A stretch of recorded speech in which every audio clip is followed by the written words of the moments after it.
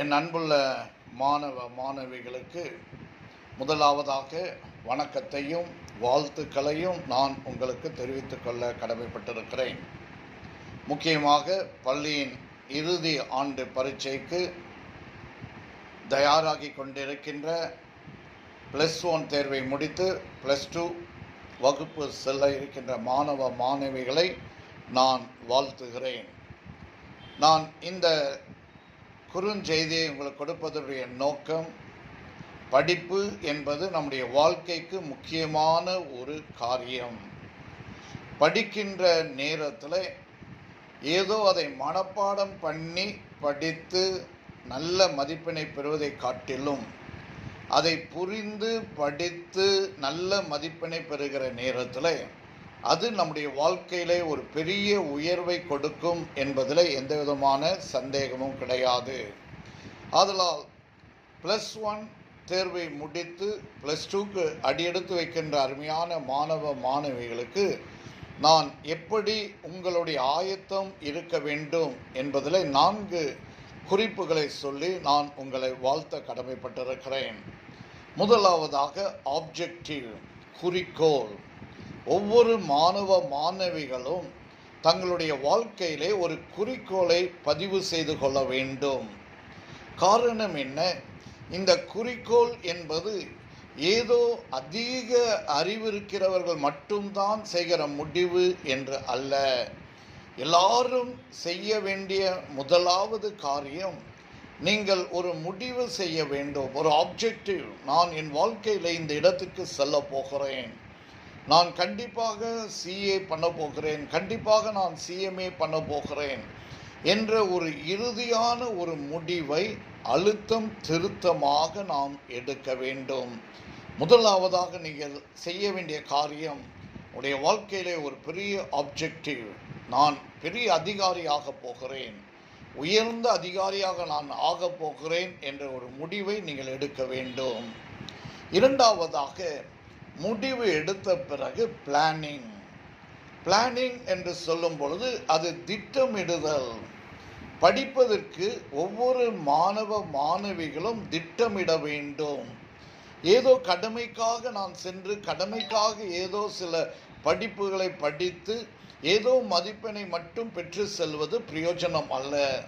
அதிலும் முக்கியமாக இந்த நாட்களிலே எவ்வளவுக்கு எவ்வளவு நீங்கள் அறிந்து புரிந்து படித்து நல்ல மதிப்பெண்ணை பெறுகிறீர்களோ அது உங்களுடைய வாழ்க்கையிலே நீங்கள் எந்த இலக்கை அடைய வேண்டும் என்று எண்ணுகிறீர்களோ அந்த இலக்கை நீங்கள் கண்டிப்பாக அடைவீர்கள் என்பதிலே சந்தேகம் கிடையாது.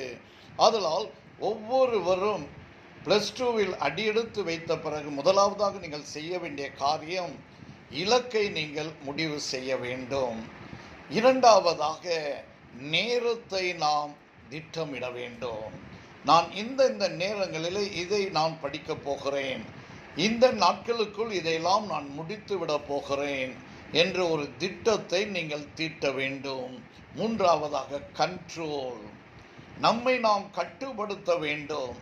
இன்றைக்கு உலக வாழ்க்கையிலே மாணவ மாணவிகளுக்கு முன்பதாக அநேக காரியங்கள், படிப்புக்கு தடையை உருவாக்குகின்ற அநேக காரியங்கள் இருப்பதை நாம் எல்லாம் பார்த்து கொண்டிருக்கிறோம். ஆதலால் அருமையான மாணவ மாணவிகள், நீங்கள் உங்களை கட்டுப்படுத்தி கொள்ள வேண்டும். நான் இந்த பாதையிலிருந்து நான் விலகி செல்ல மாட்டேன். இந்த நாட்கள் என்னுடைய காலம், படிப்பின் காலம். நான் நன்றாக படித்து நல்ல மதிப்பெண்ணை பெற்று ஒரு உயர்ந்த ஸ்தானத்திலே அமர்ந்து என் வாழ்க்கையை நான் முன்னேற செய்வேன் என்ற ஒரு கட்டுப்பாட்டுக்குள் மாணவ மாணவிகள் கடந்து வர வேண்டும். கண்ட்ரோல், பிளானிங், ஆப்ஜெக்ட், டைம், இதை ஒவ்வொரு மாணவ மாணவிகளும் கடைபிடிப்பீர்களானால் வருகின்ற +2 பரீட்சை தேர்வு உங்களுடைய வாழ்க்கையிலே எளிதாக இருக்கும். அது மட்டுமல்ல, புரிந்து படிக்கின்ற நேரத்தில் அது உங்களுடைய வருங்காலத்துக்கு, வருங்கால படிப்பிற்கு அது அதிகமாக உங்களுக்கு பயன்படும் என்பதில் எந்த விதமான சந்தேகம் கிடையாது. அதனால் என் அன்புள்ள மாணவ மாணவிகள், எப்பொழுது +1 முடிந்துவிட்டு அடுத்த நாள் ஓய்வெடுத்து விட்டு அதற்கு பிறகு உங்களுடைய படிப்பை நீங்கள் தொடர வேண்டும். காரணம், +2 பரீட்சை உங்களுடைய வாழ்க்கையிலே முடிவு செய்கிற ஒரு பரீட்சை. அதிலிருந்து நான் எந்த திசைக்கு நான் செல்ல போகிறேன், எதை நான் எடுத்து படித்து என் வாழ்க்கையிலே முன்னேறப் போகிறேன் என்பதை தீர்மானிக்க கிடைக்கப்பட்ட இந்த அருமையான வாய்ப்பை ஒவ்வொரு மாணவ மாணவிகளும் சரியாக செயல்படுத்தி வருங்காலம் உங்களுடைய வாழ்க்கையிலே ஒரு பெரிய இடத்தை அடையும் என்பதிலே நான் உங்கள் ஒவ்வொருவரையும் வாழ்த்தி விடைபெறுகிறேன். நன்றி, வணக்கம்.